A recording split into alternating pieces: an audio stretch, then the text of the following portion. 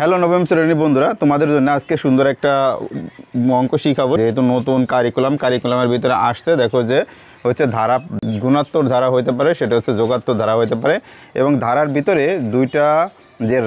দুইটা রাশির মাঝখানে যে ব্যবধানটা নির্দিষ্ট হইতে পারে, অথবা দেখা গেছে গুণাত্মক আকারে থাকতে পারে। সেই সমস্যার সমাধানগুলোর কিভাবে করব তাই নিয়ে আজকে আমার আলোচনা।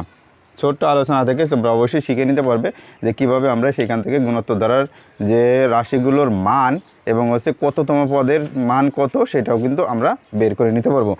এখন দেখো, এখানে আমি দুইটা রাশি দিয়েছি। রাশিগুলো দেখো যে দুইটারই ব্যবধান হচ্ছে নির্দিষ্ট করা আছে।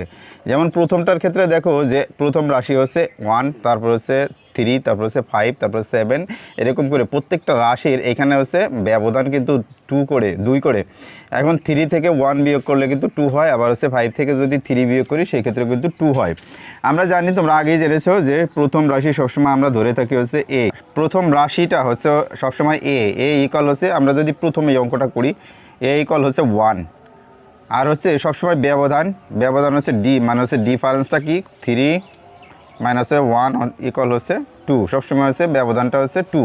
দেখো যে 5 বিয়োগ হচ্ছে 3, সেক্ষেত্রে হচ্ছে ব্যবধান হচ্ছে 2। আর যদি এনতম এরকম পদ যদি হয়, হলে এনতম, তাহলে এনতম পদ যদি আমরা বাইর করতে চাই, এনতম পদ, তাহলে এনতম পদ সুতরাং হচ্ছে a to the power n equal হচ্ছে a plus n minus 1 equal into হচ্ছে ডি, ডিফারেন্স। এই